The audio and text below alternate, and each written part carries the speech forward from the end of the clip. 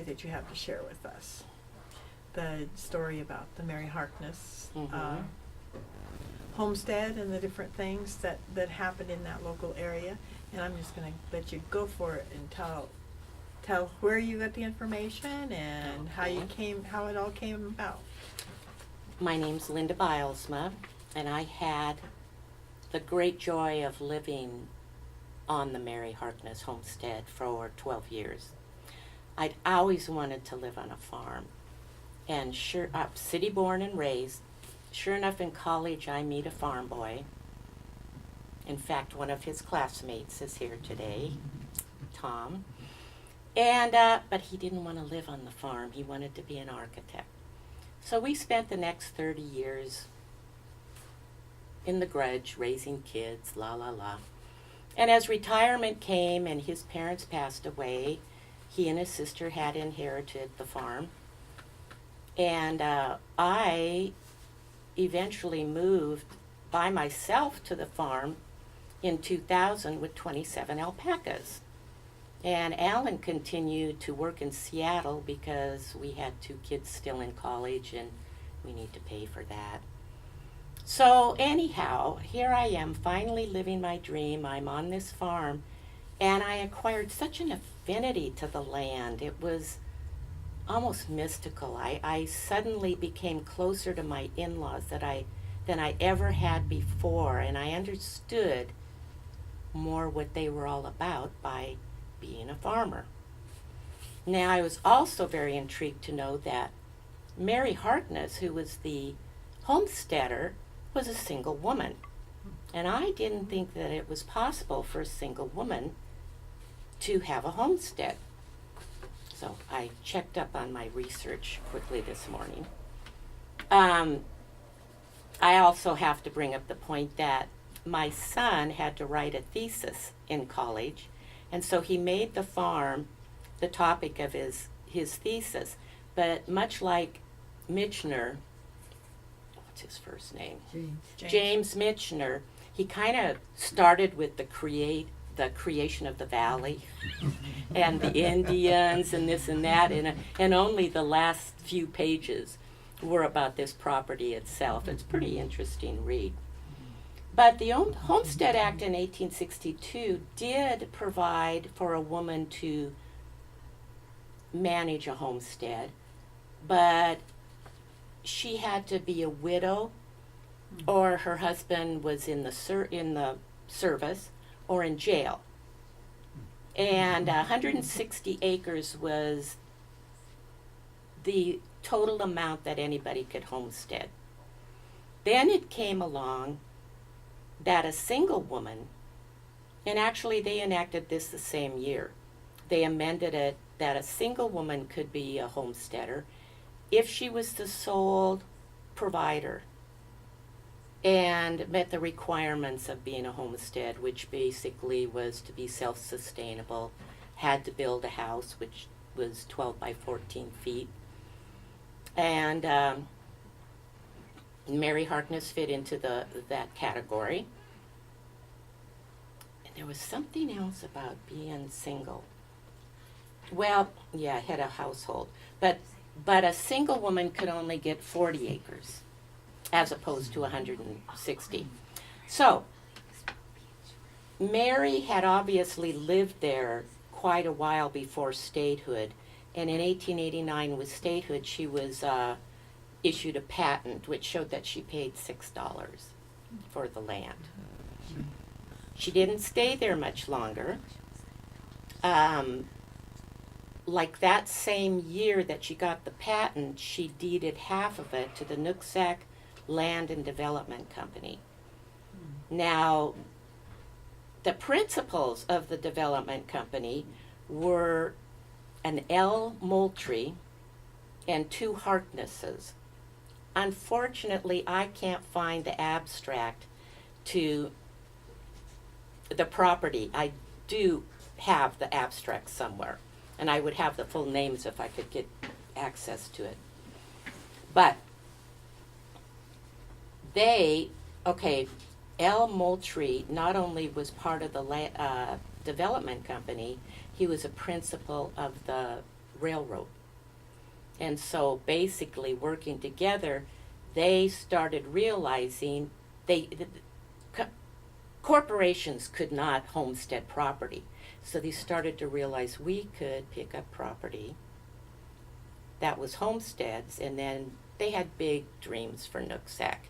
And apparently they were fulfilled until the fire. But they went through an awful strange selling and acquiring and selling and acquiring of the property. Mary sold the eastern half, which had the house and barn and trees on it, to the Land and Development Company. I'm sorry, they sold the whole thing to them. They sold the east half to J.L. Bailey, and that was the portion with the improvements on it. Bailey also bought 30 acres of the original Harkness property, creating the configuration as it is now.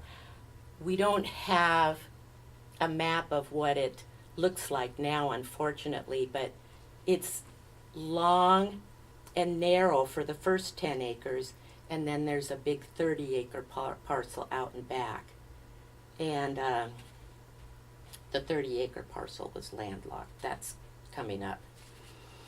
So, Bailey lost the land through a tax foreclosure in 1931 due to a sugar beet failure, crop failure. And so George and Ethel Knettle acquired it through a sheriff's deed and owned it until 1949 when the Bylsmas bought it, Edna and Foppy Bylsma.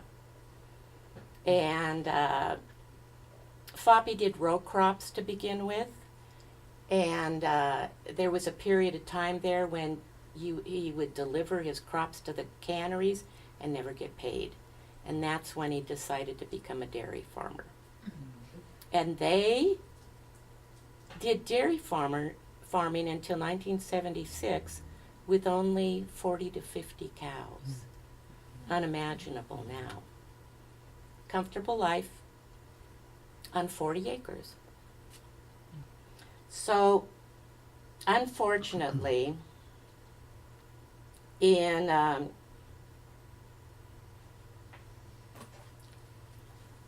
did I already tell you? Okay, we moved to the farm after the Bylsmas, Foppy and Edna died. And we started raising alpacas. Some of you may remember me as the alpaca lady. And, but unfortunately, my husband died in 2010. And at that point, I had to decide, are the alpacas, are they a, burden or a benefit? And they weren't making any money, especially after 2008 when everything seemed to have crashed. So I decided to sell them. And within a year, I had all 27 of them sold. And then in 2012, I decided to return to Seattle where my kids were living. And that wasn't terribly successful because kids will be kids. I see them more now since I've moved back up here. And I moved back up here in February of 18. So what we did with the land, first of all, we had sold 30 acres. That second parcel that Bailey's bought, the 30 acres, we sold that to the Plagermans. Being that the land, that parcel was landlocked, there were only two people who would be interested in buying it without having to create an easement. And that was Chuck Robinson and Larry Plagerman. Well, Plagerman was thrilled to death to have it offered to him because he needed more hay. So he bought the 30 acres, and then Kip and Marilyn Dunlap bought the remaining 10. I thought this was going to take forever to talk about. Well, we have the map. Yeah, but it doesn't show. This shows the 100 acres. Mm-hmm. I mean 160 acres. The big one. The big one.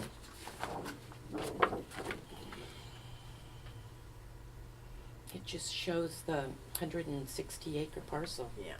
The Marv has made a township map that shows where the different plots were for people who settled and proved up on their land.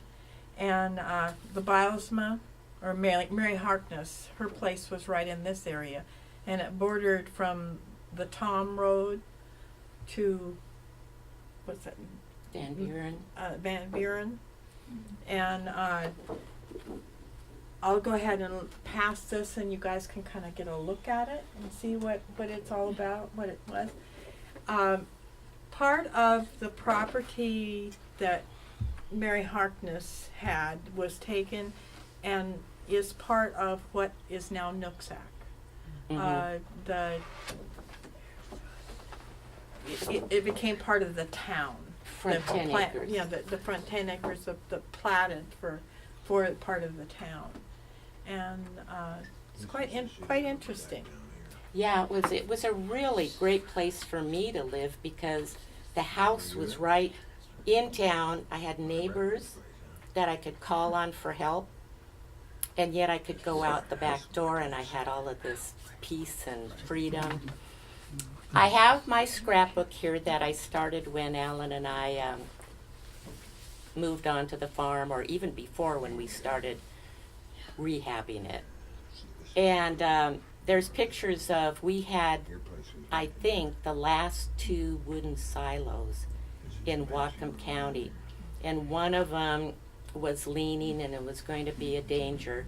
And so Bill Sorensen came over and helped us pull that down. And when it hit the ground, one of my neighbors came running down the lane, just like, oh my God. And then he sees what we're doing. He says, I just wanted to know, what was Linda doing now? But that's what was good for me, because I did have the neighbors watching out for me. And we ended up having to take the other silo down too, which was really kind of heartbreaking. Beautiful wood. Yeah. We were actually thinking of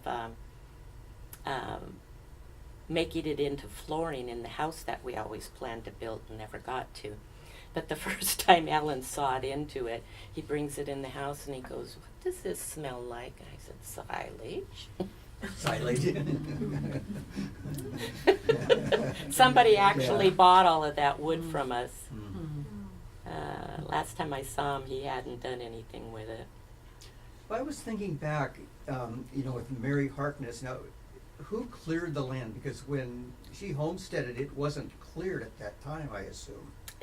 I have no, except the Land and Improvement Company are also Harkness. I have a feeling it was a real family operation. Okay. And maybe it was always in their minds that this is what they would do, is they would allow her to homestead it and then they would purchase it in the future. Right.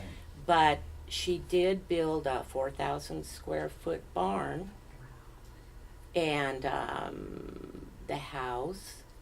Also on the property is a outhouse that was provided by the WPA during the Depression. And there's so much to learn. Every little detail of that place, you just want to know more and more and more about it. It has broken my heart to leave it. I grieve for it. Yeah. I grieve for my alpacas. Yeah. But it's a like I said, my scrapbook is up here and I have pictures of the homestead house as we acquired it. And it was the shop for Foppy. And it is full. And I remember about 3 years later, after we moved in, Alan making the comment, I actually have to go to town and buy some screws. Never had to before that. So then you said, what year did Mary get the homestead? Well, she was... or they got the patent? Yeah, she got the patent on 1889, which 1889. was at statehood. Right. But Okay. then shortly after, she deeded it to the Land and Improvement Company. So Nooksack wasn't incorporated at that time, or wasn't started? No, let's see. Nooksack had its centennial in 2012, wasn't it? Okay. Yeah. Mm. So Well, it wasn't a, Improvement Company bought that Hauser Homestead, and that became the city of Nooksack, and it was platted in 1889. It was platted. Okay. that's when all of the, that's when properties started being legally divided the and railroad recorded Went and, in 90, and the hotel was built in 90. So that was a big deal when the railroad went through. That's when the railroad went through. That's Yeah, the how railroad things went. go on. That's why they bought the homestead, because the Nooksack was 1 day north out of Seattle, and they had to take all the passengers off the train and house them overnight. 1 day out. oh, So that's the reason Nooksack got the big hotel, yeah. Hmm. and lasted till it burned down in 6. That's all, huh, Josh? What was your father-in-law's first name again? Foppe, F-O-P-P-E. It's a Dutch name. His brothers were John and Sebren, Interesting. but Never heard of Edna always called him Flip, and a lot of people called him Flip. I did. Leslie. So, Miss Harkness didn't marry or have children. At that time, as far as I know, Okay. you know, there's very little evidence around in all the research my son did, and she was a single woman when she acquired it and a single woman when she deeded it. But I was going through Marv's book on Everson today, Yeah. and there's a picture of Mary Harkness Celine when she was 90 years old, I think it said. But that had to have been her daughter. Okay. So that tells me she Did went on to have, well, that's Then- not necessarily true. It could have No. been one of them. one of the Yeah, The it could have men. been one of the men that had a daughter that called. I'd love to have found a picture of her. So she built the house, however. That's why I got to write Yeah, the book. not the house that we resided in. Okay. The house, the homestead house is still standing, Is it? and I gotta tell you, the Dunlaps have, the Dunlaps are real private people, so I don't suggest anybody Yeah. go there and try to see this, but they have converted it to a homestead house. There's a stove in there, there's big Oh. old antique beds and cabinets, So and it's it's, not occupied, it's just a relic. Right. yeah, because Marilyn is a antiquer, she's Oh, a wonderful. picker, and it's just beautiful in there with the china, and it's really nice. So who built it? And then Foppe build the house you and No, Alan lived the in? house was built in 1934, and Okay. Foppe delivered the gravel for the foundation. Oh. And he always remembered that piece of property because he knew it was the highest point of land in the valley there. And so when he saw the opportunity to buy it, that's where he wanted to be. So remember when you named the farm Lost River Alpacas? You did that because there was some suggestion that the river had eventually been closer to you than existent. That's now. right. That's right. That was my son's idea once again. Hey, Michael, you did good. The Nooksack River used to flow through the farm prior to the Ice Age. And that developed, I think there's stories all over the place, how when the glaciers started melting, there was a big log jam in the river, and it was diverted to Bellingham Bay. And what's left on this 40 acres is 2 sloughs that meander through the property, and so those sloughs were a lot of fun. I bet. Yeah, so my son had been in geography class, geology. Sorry about that. And he was talking about how the rivers change, and then he goes, so that's like our sloughs. He says, well, we should call the farm Lost River. Thanks. Thank you, Leslie. You're welcome. I got a million stories, but I can't remember them all. How many acres or square miles do you think Nooksack contains? Ooh, you. If I'm you were not the. taking a guess? I'm not the person to ask. I'm really bad at that. How about you, Jim? What was that? What was the question? How many? What's the mileage? What are the square miles of Nooksack? How large? It was a 160-acre homestead. No, it was. I No. think it was a 120-acre homestead. No, I'm talking about the whole city of Nooksack as it is now. Oh, I don't know. I Yeah. don't know where the boundaries go now.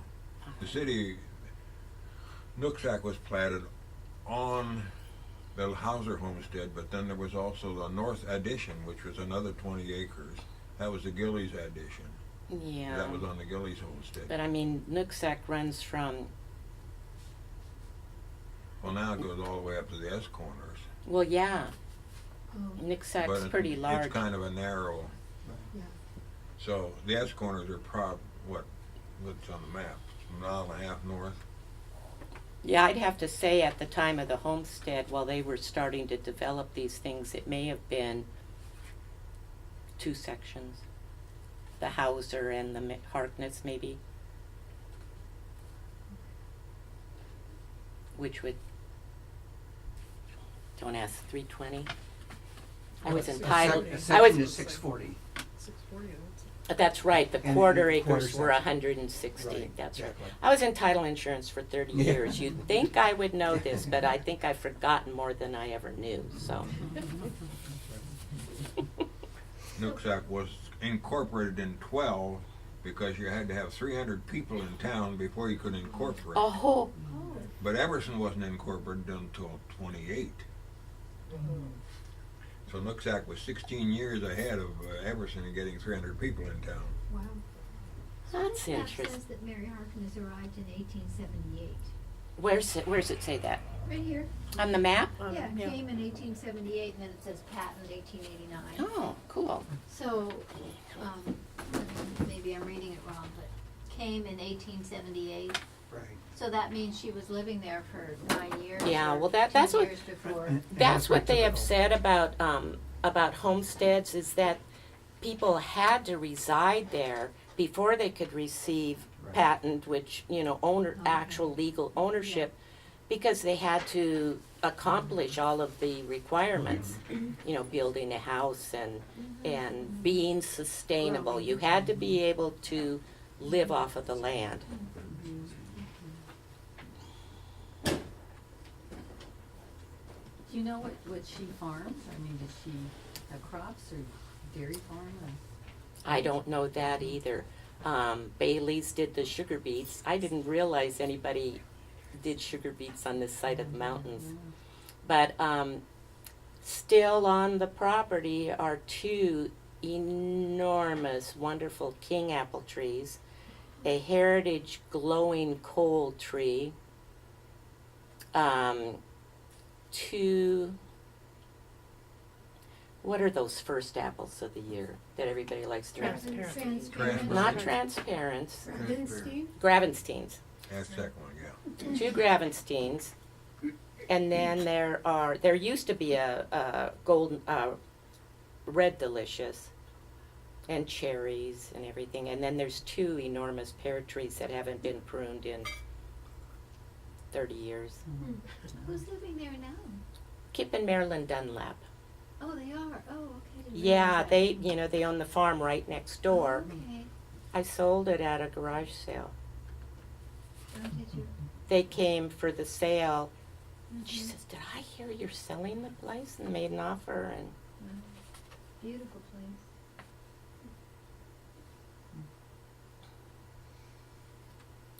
so Marv found when she Yeah. acquired it. Yeah, 78 to 89. Mhm. Mhm.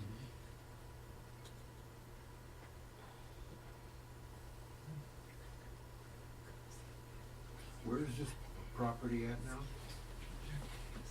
It's at the corner of, drive down Madison Street, and Madison Street ends at the driveway. Madison and 3rd in Nooksack. I'm not familiar with that. you don't Here's a see where that's at. enlarged picture of just that, Oh, there we go. that area. It's really interesting to look at through an aerial map. You can go to Google, Mhm. or I go to Zillow because I always like to see what the value of properties are. And then I go to that piece and I see the aerial map, and it's really pretty. Can you see the slough and? Yeah, everything? you can see the sloughs, and one of the maps still shows my alpacas there. Oh. I'm the only one that would know that they were alpacas. Alpacas. but- That's nice. See, and I just found out, this last year that, my great-grandfather used to own, where the, old Nooksack school was, That's a bone up and the cemetery. there. Nooksack down there. And I looked at a lot of stones there at the cemetery, and he's the oldest one that I've found. And what's My great-grandfather. what's the name? Philip Hubbard Welch. There's a Albion Welch right there. he's related. Somebody has I better think that's- eyes than that's me. his, I couldn't son. read all that stuff. That's his son? Yeah, I think. Came in 1872. Okay. I think they're related though. Yeah.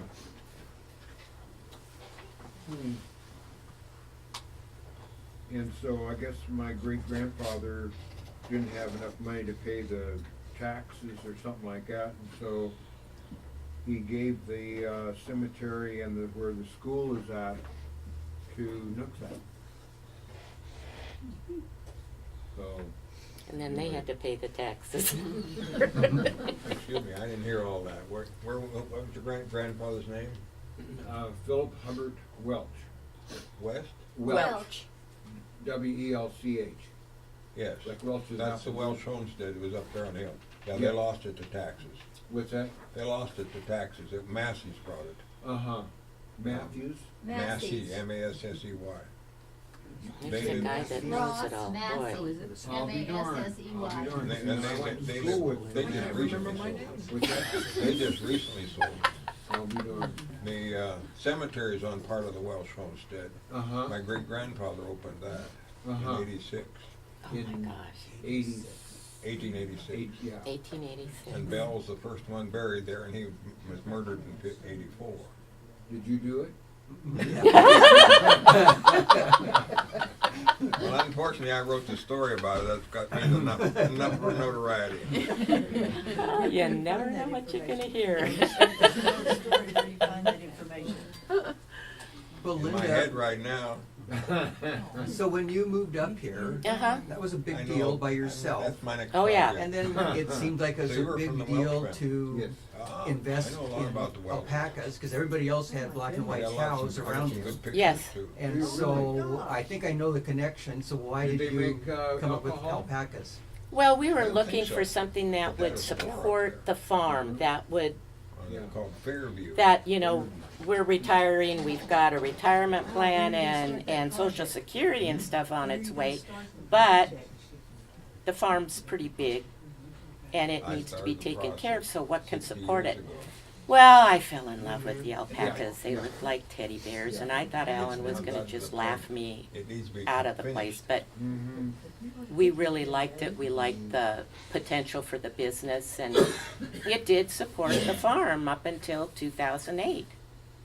And basically, I not only I bred and sold our own animals, but I also brokered and boarded other animals. So at one point, I had 60 there.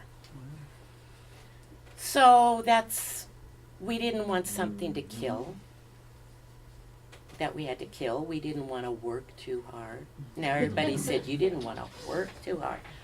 You know, when you love something, it's not work. I don't think I worked that I was thinking the angle, now can you use those, the wool or for weaving and those kind of things? Oh, the fiber, yeah. I spin yarn. Okay? 'Cause Yeah. I think I remember somebody studied that in college. Yes, you're right. I thought Yes. there was a connection there. I didn't, yes, fabric. Yes, I have my kind of home craft business is called Fiber Fabrications. And basically, it's mostly the yarn I spin and what I make out of it. We did have a store at the farm and sold alpaca goods. Okay. And so that helped us with the income also. And we had busloads of tourists coming to the farm to tour. From Canada, from Redmond, Kirkland, Issaquah. Ah, Yeah. And if they brought their own lunch, I would set up a table and everything for them to sit and then say, come on in the store. yeah. Spend some money because the tours were free. Mhm. So Yeah. you tour around and talk about the homestead? Yeah, then? they got, well, yes, we talked about that. We also let them go in the fields and meet the alpacas and get a kiss.